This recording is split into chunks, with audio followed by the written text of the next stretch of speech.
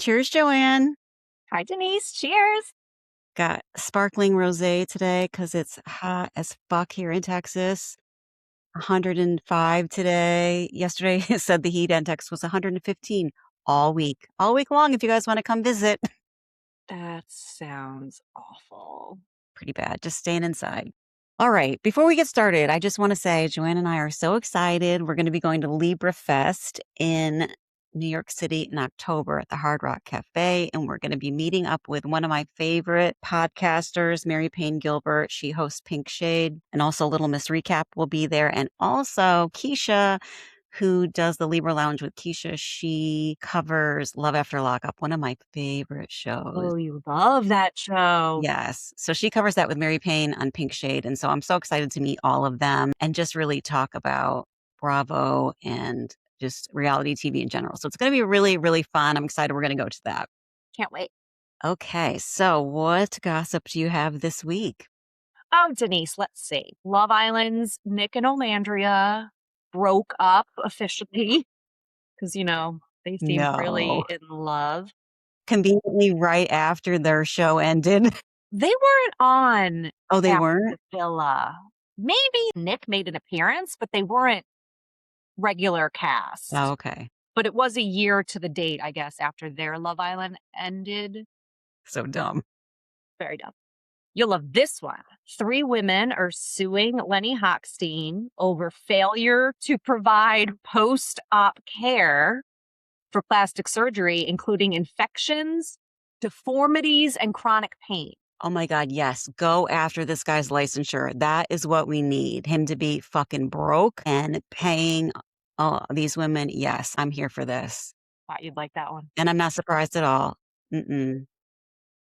Melania Giudice and Louis made a TikTok together, I saw that. dancing and whatever. What do you make of all that? Teresa being like, we can't ruin the family image. I can't wait till those girls are not underneath her spell anymore. Gia was on in the audience on Watch What Happens Live last night. I think Gia plays such a part in it. I think she is heavy with her sisters. Like, nope, we got to all stick together. And I think I heard on another podcast, like the girls are trying to get a spinoff, just the girls. So that's part of it too. I could see that. We talked about this pre-show. There's a blind item that the Valley was canceled and Jax is getting his own show somewhere. Let's hope that's not true. Oh God, no. But yeah, we could cancel the Valley for sure. I really liked the Valley towards the end of the season. I don't know why. I just found myself really looking forward to watching it. Yeah, I mean, the last couple episodes weren't bad, but the whole season overall was a tank, I think. I liked it better than In the City. True. We're going to talk about In the City a little bit, but I can't believe they got 2 reunions, which definitely means it's coming back, right?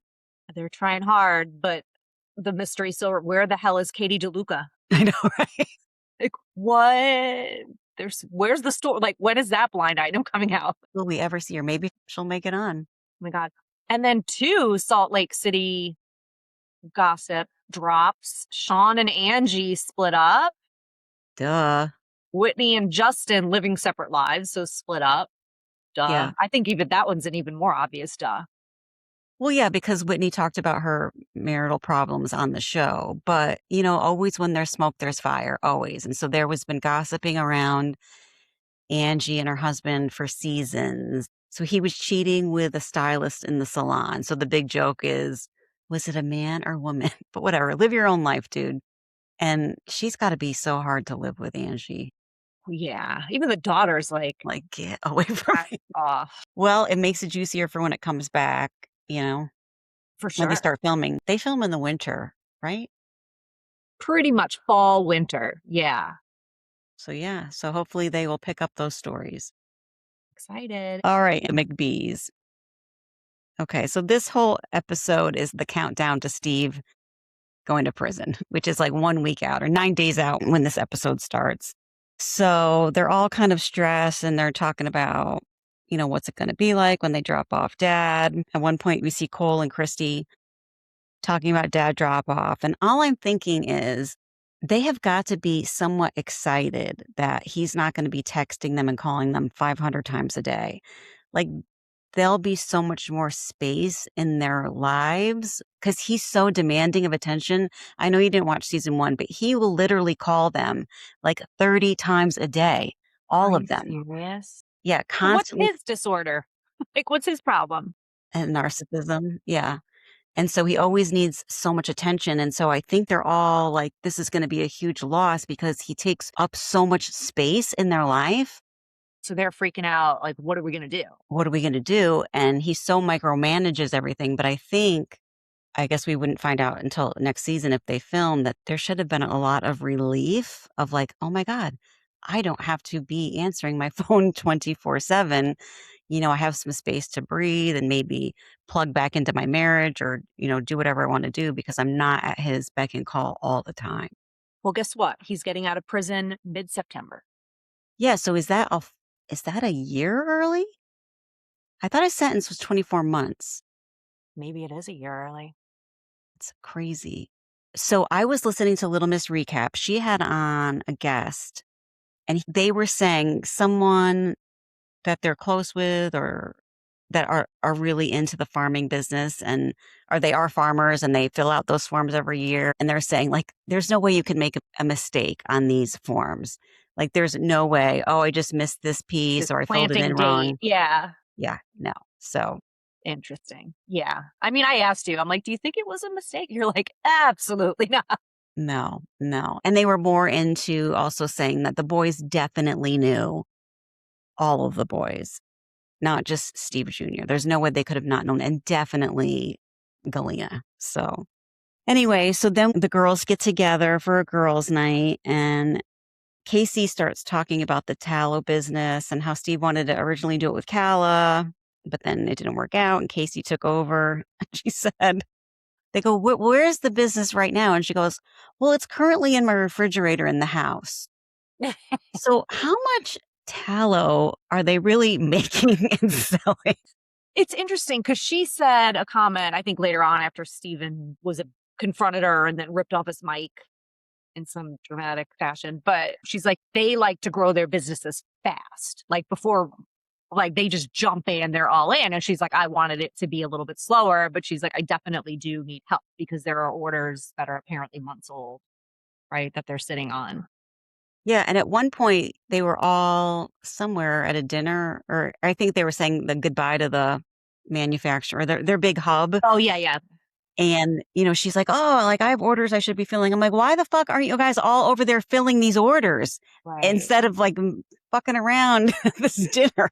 Eating cake for the farmhand, Jake, right? Is that his name? Right? Yeah. If it's such a big deal, that's where you should be, all of you, doing it together if you need that money. I don't know. Right. And you want it to grow, and you're saying that's the future, which we talked about last week. Not quite sure how that works, but I don't know. Jesse's wife is Allie, saying that he's been staying at the farm. Yes, and he was not on board with the 10 days of intimacy. Right. So he's cheating, right? There's rumors that he's been cheating. Gotta be, what guy is not down for that? Yeah. Doesn't look good. No, it doesn't. Okay, so then Steve Sr., Galena, Cole, and Jesse meet, and they just really ride her like, hey, like the car washes have to work. You have to be present all the time. Like, you have to be focused on it. And it kind of pissed me off, to be honest, that they were like that with her because Steve Jr. does jack shit. Right. And Jesse and Cole are so busy with farm, like physical stuff. It doesn't appear that they have the brains for this. Like, she doesn't owe you guys her life, like to be a slave to the business. And so then she's like, why don't you guys step in and help me? And they're like, wait, what? Like, we don't help. Shadow me for a day. See what I deal with. See how many like pivots I have to make in the whirlwind of what my day is like in the office. Yeah. They're like, we're not even going to help package tallow. So we're not doing this either. Oh my God. Meanwhile, yeah, that guy's just, you're out here and you're spending money here. And like, okay, you're leaving and going to Texas on your Right? dad's last Thanksgiving if it's such a big deal that he's going away for 2 years. So Steve Sr. had to have been pissed that Steve Jr. wasn't going to be at Thanksgiving. There's I no wonder way if that that's why went he over took him well. off the org chart or didn't make him Yes, right. like he zoomed in and then Mom zoomed in. My God. Also, Allie, are we supposed to know her? No, She's just an influencer. I guess her family has a few businesses or something that she does, but it seems like her dad did not like Steve Jr., which he was shocked. Like, how could someone not like me? He was I thrown. wasn't myself. I couldn't rattle myself. Well, guess what? Then you can't run the business if you can't pull it together. Like, you need to be able to calibrate your like business issues with your personal life. Yeah. And if you can't do that, just meeting her family, you can't do it. Period. He's all talk and no walk. And I think the other thing too is they had mentioned a few times in this episode that he's trying to marry this woman who's smart and give her a percentage of the business, like Galena. So like Allie can run it. So he doesn't have to do anything. Like he's like, let me do less all the time. Right. And Casey was smart to be like, give, or even maybe Cole said it, like, give her your percentage then. Yeah. It's so important. She just doesn't get a percentage. It's insane. You know her for a month. Ridiculous. I just can't. I don't know if it's her lips or her teeth. Her Like, lips. it's way. I don't want to shame anyone. Like, whatever makes you feel great and beautiful. But there's a lot of face there here. I was wondering if that's real. There's no way it's real. But it doesn't look like your normal lip filler. Like I maybe it's think just lip people shape. overdo it. Like, who was on House of Villains? The girl from Selling Sunset Oh, yeah, yeah, yeah. and the girl Chloe Cherry from Euphoria. Like, yeah, people do overdo it. There's no way that can be real. So you're right. It's a lot of lips. Well, Steve Jr. backtracked on Watch What Happens Live and said, like, Galena is great. No, she's amazing. She's an amazing worker. She knows so much. He was like, definitely Casey's the best. He was just backtracking and kissing Galena's butt and Casey's butt on Watch What Happens He Live. was. That was all PR. He was so fake. It was really kind of gross. Okay, so then they're going to go to Jake's birthday and they're kind of telling Jake to propose to Tegan because it's been so long. And he's like, Steve Jr., you can't propose before I do. And then he says she's picked out a ring and it's $55,000. Yeah, he had all the notes on his phone. Emerald cut, whatever, one diamond on each side. $55,000. And on Watch What Happens Live, Andy said, people question if you're in so much financial trouble, how are you affording your lifestyle? And he just goes, it's not that expensive. You'd be surprised. And Andy was like, okay.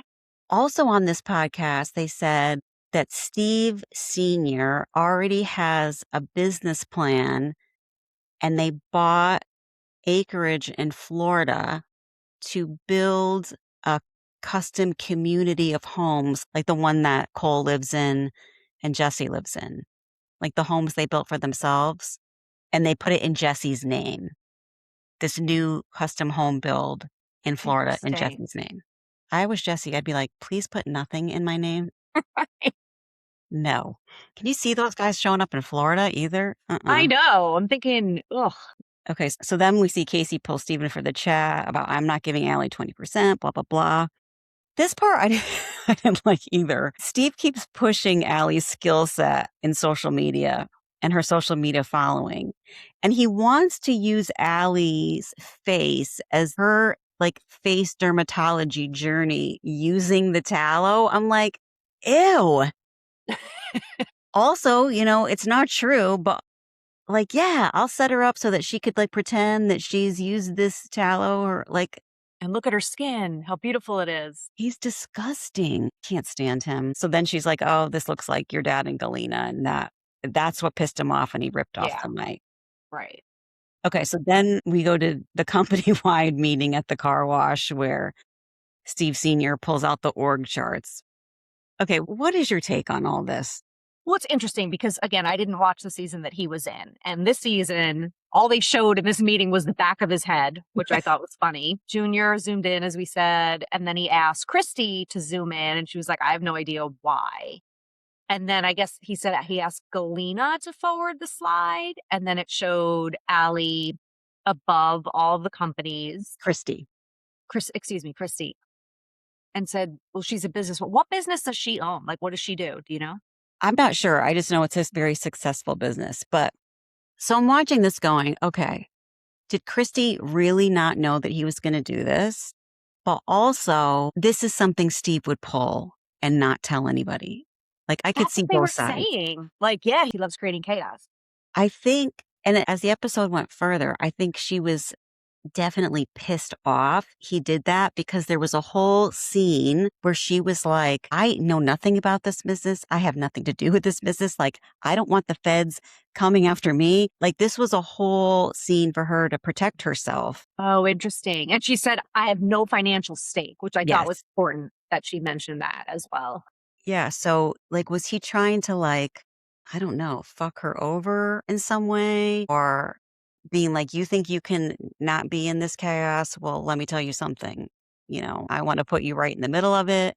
At the same time, piss off my sons who are all dumb as shit. I mean, clearly she is the smartest, but I wouldn't touch that business with a 10-foot pole either. Like, who would, right? Yeah. I think he was just planning on running it all from prison. And this was just, I don't know what his agenda was with Christy because she's clearly was like, don't you dare attach my name to this. I was pretty shocked, but she was like, I had no idea. I don't know anything. But on Watch What Happens Live, when Andy asked, Steve Jr. said, no, I understand why he put her in the top. And I was like, well, I didn't quite connect why. Well, yeah. So hopefully she wasn't, but okay, so we see them all packing up and moving out of headquarters, and Tessa makes the last meal. And Tessa's really sad and going through it. And, like part of me really loves her, and part of me is like, when she's like, boss man, and just talking about how great he is. And they all talk about what like a great father he is. And I'm like, this guy is a piece of shit, and he's not a good father. Look what he did to you guys. Right. You're all in jeopardy now of taking the same path that he has going to I mean, jail. even Christy's crying and they're like, oh my gosh. And the kids she's not going to know her grandfather I'm like, I would want her to never know her grandfather. This is why it's like cult vibes. It's like, Yeah. how do you get out how do you get out alive? You have to pretend to be in this alliance when clearly this guy is terrible to his own family, terrible to the women he brings into his life, just fucked over Christy. I mean, and then they're all sobbing, like take this RV up to the prison in South Dakota. So they show him walking into the prison. I assume that's a Bible he has. Probably. Plus I didn't that. notice. I was like, oh, all right, cute. Probably. It just made me think, like, I watch so many cult documentaries. And do you remember like the FLDS documentary with Warren Jeffs? Mm-mm. He was arrested for, having all these underage wives and, having sex with underage girls, whatever. But the whole community thought he was the prophet. He was a direct descendant from God. And so he ran the cult from prison. And so I think that was what Steve Sr. was doing the whole time. There was really no reorg. It's like, I'm going to be in charge. Interesting. Do you think legally he had to remove himself from the business, or they just did that to calm, the masses of the org, of the team? I think he probably had to do it or make it look like on paper he wasn't in charge. Are you talking about filming? No, I meant like legally. Yeah. Like on paper, I think it had to look like he wasn't running the show. But yeah, but he developed this whole new business plan while in prison about, creating this new community of homes. So Where in Florida? I don't know. We'll see. Okay, so then in the previews, we see that Allie asked Jesse to go to Vegas and he doesn't want to go. What guy does not want to go to Vegas or have 10 days of sex straight? And then we see Allie, Steve Jr.'s girlfriend, confront him about sending texts without her knowledge or consent. And I'm wondering if this was about the tallow business. Yeah, the 20%. Because she did Yeah. comment on social media that she had no idea that he had positioned that for her. I believe that to be true. Oh, and Cole basically like threatening Casey, like, you can't be against my brother. This is not going to work. I don't agree with him, but we can't be fighting against him. So that's very cult like. So is next week the season finale? Oh, you think so, right? Maybe not. I can never keep track of how many episodes are in a season. Yeah, I don't think they said that. I know they said it for the Valley. Okay, yeah. So, anything else on the McBees before we talk about this city real quick? No, but I'm very into it, so thanks for forcing me to watch it. I love it. Love it. Okay, so in the city, Not much to cover. Danielle was due on Labor Day. Like, that hasn't even passed, and she had her baby, like, a month ago already. I know that's so scary. I hope the baby's doing okay. Seems to be doing well, but that's a little baby. That's I know. heartbreaking. It was filmed in the clubhouse, and definitely it had one side versus the other side, Lindsay versus Kenny. I mean, is that what the show really is? Lindsay versus Kenny? Yeah, I know.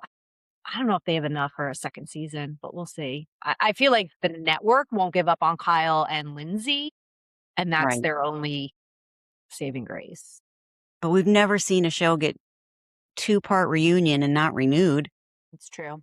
Have they ever? No, they've had two-part reunion in the clubhouse because Vanderpump Rules used to be filmed in the clubhouse, the reunions. I just don't know what the show would be if half the cast is pregnant. Well, they'll all have their babies. Right, and then it will be like the Valley on crack, which we don't want. Right. Nannies on vacation.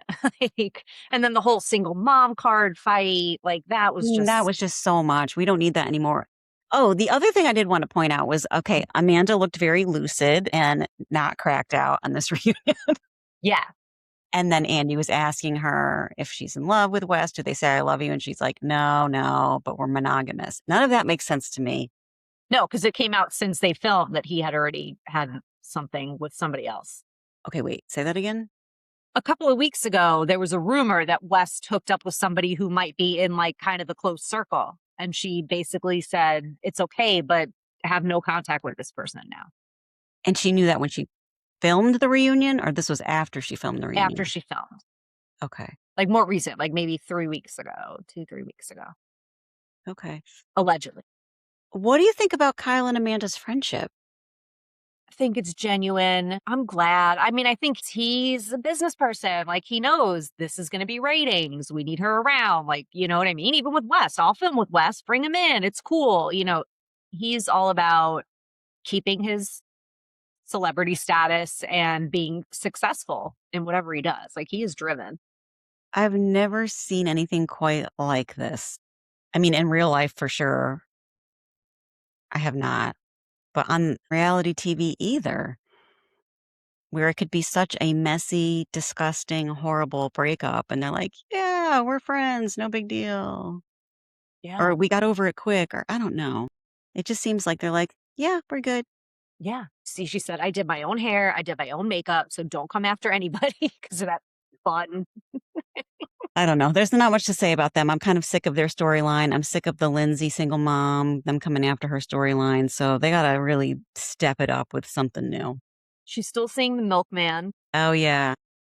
And then Whitney apologized. Lindsay, like, I cried. And, Come okay, like, on. Wasn't that deep? surely these things roll off your shoulder. Like, you've absolutely had worse hate online that you've read. But Whitney was like, I apologize for how you took it. Did you catch that? Well, she was totally being coached. Jesse's like, this is what you say. If she says this, you say that. She was kind of like, I'm reciting my lines. And Kenny, not Jesse. oh, Kenny. Yeah, yeah. I apologize for the way that you took it. I was like, how did Lindsay not clock that? So I just we said this last week, but I do want to say again, Lindsay belongs on the Real Housewives of New York. And we saw the preview. I sent it to you. Yeah. Real Housewives of New York, which looks pretty good.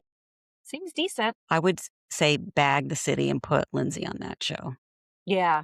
And that premieres in the fall. It looked pretty soon. I mean, I looked like, hey, I think I could watch this cast. Yeah. I'll give it a shot. Okay. Okay. The Valley. All right. So Schwartz and his girlfriend, happy birthday to her. They show Michelle showing an amazing house overlooking the Hollywood Hills or whatever. Oh, kind of like Selling Sunset-esque. Yeah. Very ridiculous house. Super quick clip, but she looked great. Then they show Zach and Benji having lunch. And I guess they met with an immigration lawyer for him to talk about his visa. And then they're like trying to figure out how to make sure, there's no risk of him having to leave. But he's like, paying for the lawyer, Benji saying this, takes away money for surrogacy. I saw this part and I thought, there's so much here, like layers of stuff. Is Benji older than Zach? No. Because he acts so much older. And Yeah. Zach acts always like really immature. But he was like, I just need a year to think about it. Benji's like, what? No. Like, no. A year? You can't waste another year if you want to be a parent. And the clock's ticking and you have to figure out surrogacy. And like, you can't pause for it. It's hard to say, like, I love you, but you're going to break up with me if I don't want kids. Like, that's a hard conversation. But a very adult conversation. Yes. Which Zach doesn't seem capable of. He's like, just give me a year. He's like nowhere near ready to make that decision at all. That's just, which makes me wonder, how old is he? Yeah. Do you think he's in his 30s or his late 20s? I don't know, but he doesn't strike me as. He's got to be the same age as Brittany. Yeah, right? I would think. But he comes off like late 20s to me. Yeah, I would bet he's in his 30s for sure. I don't know, Benji. I would be like, I'm not going to bet the bank or my future on this guy. I just don't see it. I want them. I mean, they're so cute together, but Zach is too wishy-washy. For sure. So then we cut to Danny and Nia. Nia gets home from her Miss America Yes. judging. And Danny quickly says, now that mommy's here, daddy shouldn't be on his feet. I know, I heard him say that. He can't even like contain himself. He has to say something misogynistic, like immediately. Yep. And then Nia basically came to the revelation, these are wonderful people that I'm all around in the pageant circuit. And these people that I'm around here are not my friends. Meanwhile, you're not around them. You live in Santa Clarita. Like, you live so far away from all of them. I know we've talked about it before. I just don't know how this group moves forward because Nia and Danny are like not part of the group. So the podcast I was listening to, the guy was saying he saw that they're not coming back also somewhere. Like, they're not coming back. But he also said, I think it was this podcast, that like Santa Clarita is really, really like far away. Like, you look at it on the show and they complain about it's far away and you look at it on the map, but really, truly, it is like a whole nother fucking state. It's so far away. I could see them like getting some spin-off, more like TLC type, like 4 Yeah. Under 4. You know what I mean? I could see them getting their own show. Absolutely. And it being very wholesome-esque, and look how, yeah, they need to get off this show. Yeah. All right. So then we go to Jesse and Michelle. Had me in tears. I was crying. You know, I think this is what's kind of hard about Jesse, or probably what Michelle had to deal with during her marriage, is that there is times where you feel like he's a really true person with a lot of integrity, but then he's the complete opposite. So it's like, well, which person are you? If he could be this guy all the time, she would never have divorced him, but he can't. He can't be this all the time. So that was a great scene and perfect. And he said all the right things, like, I want Isabella to know that we loved each other. She was made in a loving relationship. He saved all the cards. Like, I think all of those were just like a great TV moment for him. And he has maybe moments of this, but that his other part of his personality comes through way more than this side. Yeah. But it was sad. It was sad. And then she assumed half of his debt just to get out of this marriage. Exactly, which says like he has a horrible side. And so I think that on his part, I hate to say this, but I think it was pretty calculated. Like, I think he does it too because that's what Lacey wants to see. Yes. Even though Lacey was like, every girl deserves all the money, but he doesn't have any money to give her, to give Michelle, right? Like, so what's she going to do? I think Lacey wants to see him treat Michelle kindly and validate that there was something there. And so I do think it was performative. I'm sorry. But it was like a beautiful moment. And I know it wasn't performative for Michelle. No, I agree. And then Schwartz bringing the champ. Like, look at Schwartz being just like MVP of the Valley. Really. MVP of the Valley, for real. Michelle's crying. They have the champagne. Here's what Jesse said that I thought was interesting.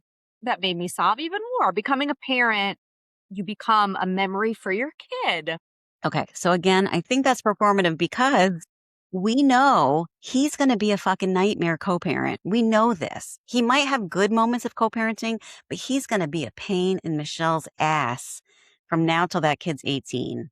Oh, So I hate to put a damper on that, but hopefully he has more good moments as he matures, hopefully. well, she's with Dr. Dre now, which is a little troubling. Like, In this one, she said she was dating some comedian. I know. She said his name, Matt something. I never heard of him. Yeah, me neither. But yeah, they're going on a date. Apparently that doesn't work out. Then we cut to Tom throwing Jesse. Tom saying Jesse was actually feeling bad for Janet about her sexual assault.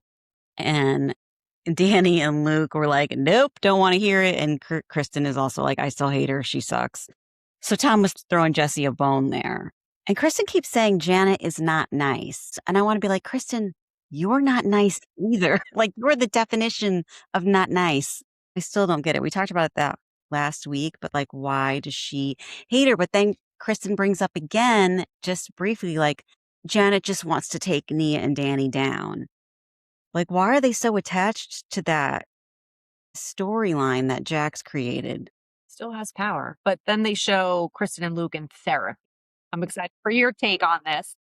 I thought they were both pretty honest and they were both very composed. So I think Kristen pulled it together to look like a composed person in therapy. So she wasn't honest in the way that she expresses her disappointment with Luke, because in real life, she's like, I fucking hate you, right? And the same with him, you know. What did you think? You know, I think it's hard. Like, can you have meaningful therapy on television? Right. I think when he said, I hadn't met pregnant Kristen yet. And I was like, Luke, I thought you were a really good dude. Okay, I was like, valid. I was like, that is valid because Kristen is off the charts personality wise. And so, of course, she was a lunatic in pregnancy. Now, she did have a miscarriage prior. So, right, that just makes it even more. But you always have to remember we're talking about her specific personality. We can't discount that. Yeah, but he shouldn't have said that. Like, you marry the person, like, you have to take the hormones and like, Think so if we're talking about a normal person. But Kristen, not pregnant Kristen cannot control her emotions, right? So you add in previous miscarriage, hormones. I can't even imagine. And he was probably like, whoa, who is this? pregnancy and postpartum. Yeah. Yeah. So valid. I do think he loves her as much as he can love anybody. I think he sucks. Who do you imagine being with her? Well, right. I don't know. But I thought he was the one. I thought he was going to be the one. I was pulling for him. I was happy for her. I don't know. I think they'll make it, but I think he just disappointed me. Okay, so again, like what kind of man do you see with her? Yeah. Someone like him who's more behind, subdued, quiet. I think he's getting too much into the fame of maybe the reality show because like he just seems so different than season one. Yeah, I think I think he's losing his shit. Right. Like he didn't want to live in LA. Now he lives in LA. Right. Like it's just not, I don't know. I think he thinks none of this is fun. I don't want to be on this reality show. I don't even like these people. Right. And then you're not even letting me go out and get drunk. You're going to give me shit for that. Like, what is my life? And he even said in a moment of, I think I wrote it down. He told the therapist, I've had some depressing thoughts. And I think he said something like, did I just fuck up? And I think he was referring to proposing to her in the first place. Like when, after he proposed, I think that's how I read it. Like he was like, oh my God, did I just do that? And why did I do that? Like, I think that could have been a defining, like, now I'm locked into this life, whether it's just LA reality show that I don't want. I'm not my happiest. I took it as I'm having a baby with this person and now I'm going to be a dad. And what did I do to my life? Yeah. Either Maybe way. if they lived in Colorado, he would feel a lot differently. And they weren't on a show. Right. So, Ay, ay, ay. okay. So Brittany and Cruz, Yes. And that was sad when she was like, we were moving constantly. And so that's hard for any kid, but especially a kid with special needs to constantly be moving to different houses where things are not consistent. Because Jax wouldn't leave the house.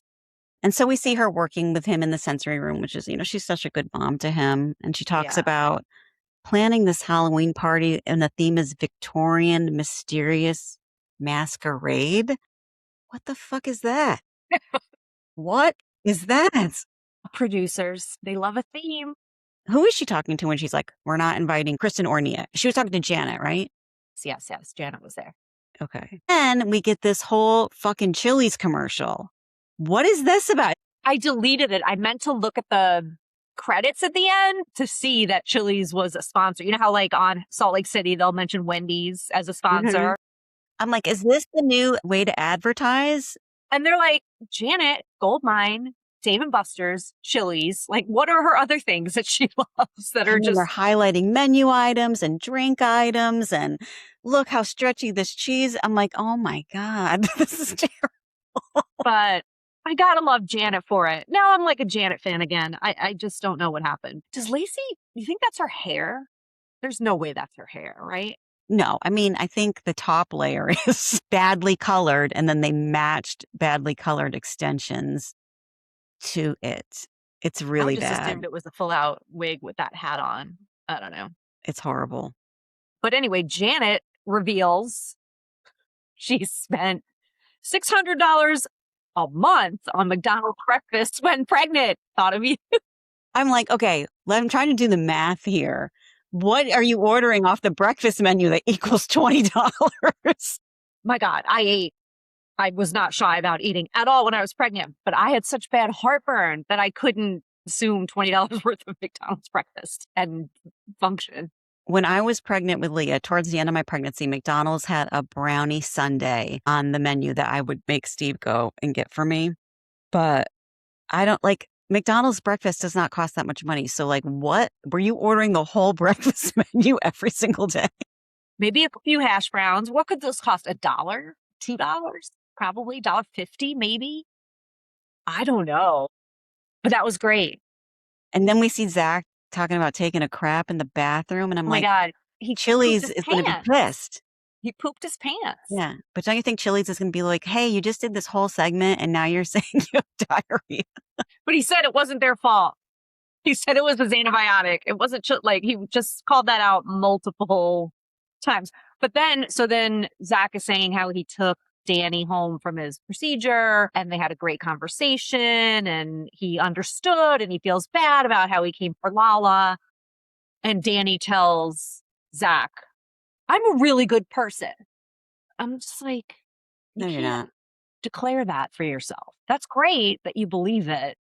You got to project that so that other people think that of you. Right. Doesn't quite work that you declare it and it's so, Did anything else happen after that?